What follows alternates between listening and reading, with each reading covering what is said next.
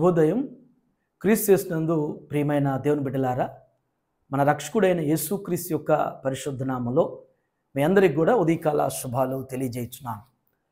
మన టిఎల్సి అనుదిన ఆహారంలో 23వ సంకీర్తన మొదటి వచనాన్ని మనం జ్ఞాపకం చేసుకున్నాం. యెహోవా నా కాపరి, నాకు లేమి కలుగదు. దేవుని బిడ్డలారా, ఈ సంకీర్తన సుపరిచితమైనటువంటి సంకీర్తన. ఈ సంకీర్తన కంఠోపాఠం చేసేటువంటి సంకీర్తన. ఈ సంకీర్తన అనునిత్యం కూడా మన దైనందినటువంటి జీవితంలో మనం అప్లై చేసుకునేటువంటి సంకీర్తన. ఈ సంకీర్తన ఒక విశ్వాసికి దైవానికి ఉన్నటువంటి సంబంధాన్ని దగ్గర చేసేటువంటి సంకీర్తన ఈ సంకీర్తన. ఇది కేవలం చదువుకోవటానికో చెప్పుకోవటానికో వినుకోవటానికి మాత్రమే ఈ సంకీర్తన కాదు.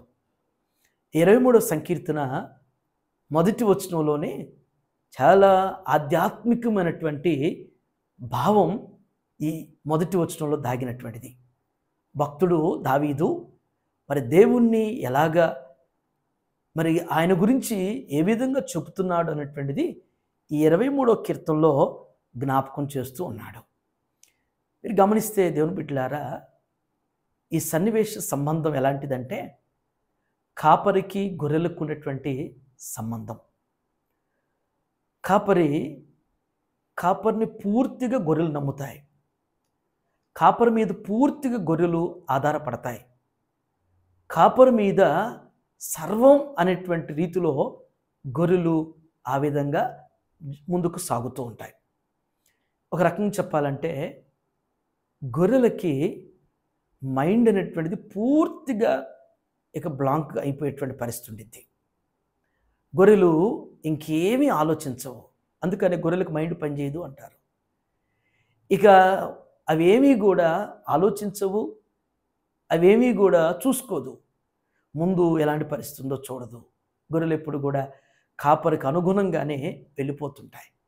ఈ రోజున మరి దేవుని బిడ్డలు అనేటువంటి చెప్పుకున్నటువంటి మనం ఈ వచనాన్ని జ్ఞాపకం చేసుకున్నటువంటి మనం ఎప్పుడు కూడా ఈరోజు కూడా మనం గ్రహించాల్సిన ఒక సత్యం ఏంటంటే యెహోవా నా కాపరి. ఈ మాట కేవలం పెదవుల నుంచి వస్తుందా, హృదయంలో నుంచి వస్తుందో వ్యక్తిగతంగా మనం స్వపరీక్ష చేసుకోవాలి. పెదవుల నుంచి వచ్చేస్తే ఫలితమేమీ ఉండదు. హృదయంలో నుంచి వస్తే దాని యొక్క ఆశీర్వాదాలు అనేటువంటివి అనుభవిస్తాం. యెహోవా నా కాపరి, ఈ మాటలోనే భరోసా ఉంది. ఈ మాటలోనే భవిష్యత్తు ఉంది. ఈ మాటలోనే మన బ్రతుకుంది. యెహోవా నా కాపరి అని నీవు నేను అనుకోగలిగితే 2వ పదంలో చెప్పినట్లుగానే నాకు లేమి కలగదు. ఎంత ఖచ్చితంగా భక్తుడు అన్నాడంటే యెహోవా నా కాపరి కాబట్టి నాకు లేమి కలుగదు అనేటువంటిది ఖచ్చితంగా చెప్పేసిస్తూ ఉన్నాడు. ప్రస్తుతం భవిష్యత్తు. ప్రస్తుతం నాకేమీ లేముండదు. భవిష్యత్తు కూడా అలాగే ఉండబోతుంది. ఇది ఒక విశ్వాసి చెప్పాల్సినటువంటి మాట. ఒక సేవకులు ఈ మాట ఎప్పుడు కూడా మన హృదయంలో తలంచుకుంటూ యెహోవా నా కాపరి, నాకు లేమి కలగదు అనేటువంటిది. కాపరికి తెలుసు ఎలా చూసుకోవాలో, ఏం పెట్టాలో, ఎలా పోషించుకోవాలో, ఎలా నడిపించుకోవాలో, ఎలా సంరక్షించుకోవాలో అన్నీ కూడా కాపరి చూసుకుంటాడు.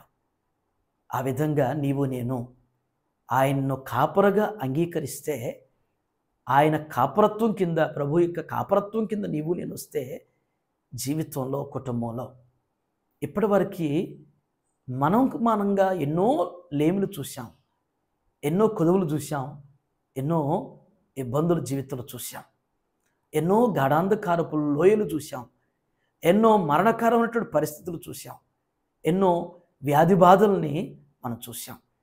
ఈ దినం నీవు నేను ఆయన కాపరత్వాన్ని అంగీకరించి ఆయనను కాపరుగా మనం ఉండాలి అని మనం కోరుకుని ఆశించి మనం అంగీకరిస్తే లేమి లేని రీతిలో దేవుడు మనల్ని నడిపించబోతున్నాడు.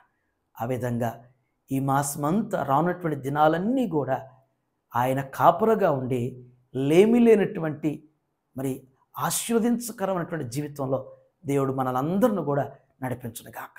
ఆమేన్. ప్రార్థన చేసుకుందాం. మా మంచి కాపురమైన మా యేసు ప్రభువా, మీ పరిశుద్ధమైన బంగారు పాదాలకు వందనాలు చెల్లిస్తున్నాం.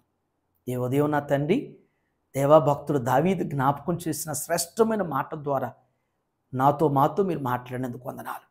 అయ్యా, ఈ యొక్క లోకంలో నా తండ్రి, మా ప్రయాణ బాధ్యతల్లో నా తండ్రి, మా స్థితి, మా పరిస్థితి, మా గతి ఏమిటో కూడా ఎరుగునటువంటి పరిస్థితుల్లోనే మేము ఉన్నాం. ఇలాంటి పరిస్థితుల్లోనైనా మాకు కాపరి అనేటువంటి వారు అవసరం ఉన్నది. మమ్మల్ని నడిపించేవారు, మమ్మల్ని సంరక్షించేవారు, మమ్మల్ని పోషించేవారు, మమ్మల్ని ఆదరించేవారు, మమ్మల్ని బలపరిచేవారు మాకు అక్కడ అవసరం అనేటువంటిది ఉన్నది. అది మేము గుర్తెరుగుతూ నా తండ్రి దేవా, మిమ్ములను మేము కాపరగా అంగీకరిస్తున్నప్పుడు, మిమ్ములను కాపరగా మేము భావించుకున్నప్పుడు నా తండ్రి, మీ కాపరత్వం కింద నాయన మమ్మల్ని మేము సమర్పించుకున్నప్పుడు ఏ లేమి కలుగుదు అనేటువంటిది భక్తులు అన్నట్లుగానే మా బ్రతుకులు కూడా ఉంటాయని ఈ ఉదయం మాకు నేర్పించినందుకు వందనాలు. ఎందరైతే ప్రభువా మీ కాపరత్వం కింద ఉండాలని ఆశపడుతున్నారో, మీ కాపరత్వం కింద జీవించాలని ఇష్టపడుతున్నారో, మిమ్మల్ని కాపరగా గైకొని ఉండాలని కోరుకుంటున్నారో, వారందరి జీవితాల్లో మీరు కార్యాలు చేయబోతున్నందుకు వందనాలు. ఏ లేమి లేని రీతిలో ప్రభువా, ఏది కొదువు లేని రీతిలో నడిపించబోతున్నందుకు, పోషించబోతున్నందుకు, సంరక్షించబోతున్నందుకు వందనాలు చెల్లిస్తూ దేవా, మరొక పర్యాయం నా తండ్రి, టీఎల్సీ అనుదిన ఆహారం చూస్తున్న ప్రతి బిడ్డ జీవితంలో కూడా ఆయన దేవా, మీ కాపరత్వాన్ని అంగీకరించి మీ కాపరత్వం కింద స్థిరపరచబడి మీ ద్వారా వర్ధిల్లేటువంటి కృప దయచేయమని యేసు నామములో ఈ ప్రార్థన మీకు సమర్పించున్నాను తండ్రి. ఆమేన్. God bless you all.